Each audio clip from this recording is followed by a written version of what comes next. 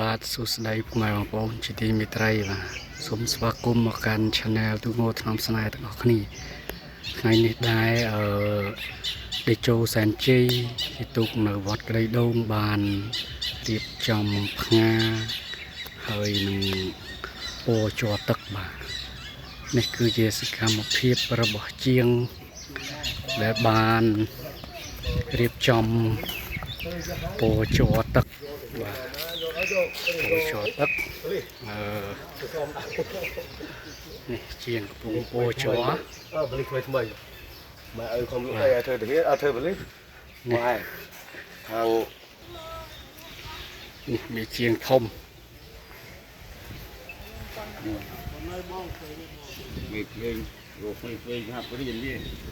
គ្រូអត់ខាងគ្រូមកយកហើយកំសៃយើងឃើញថាងរៀងស្អាតចូលសែនជ័យគឺជាទូកចាស់ដែលបានកែសម្រួលថ្មីដោយមានជាងប្លង់សុខុមហើយទូកនេះដែរគឺជាទូកមានល្បឿនលឿនធ្លាប់ជាប់ជាជើងឯកលេខ1ថ្នាក់ជាតិ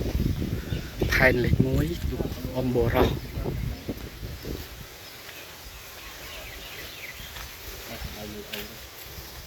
ឲ្យខាំបាញ់ខ្ញុំមួយមើល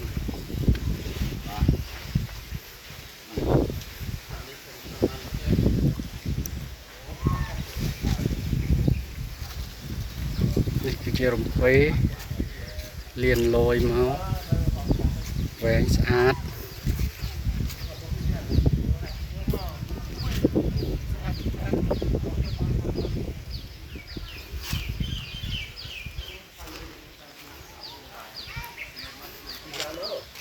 បាទយើងមើលផ្នែកខាងក្នុងខាងក្នុង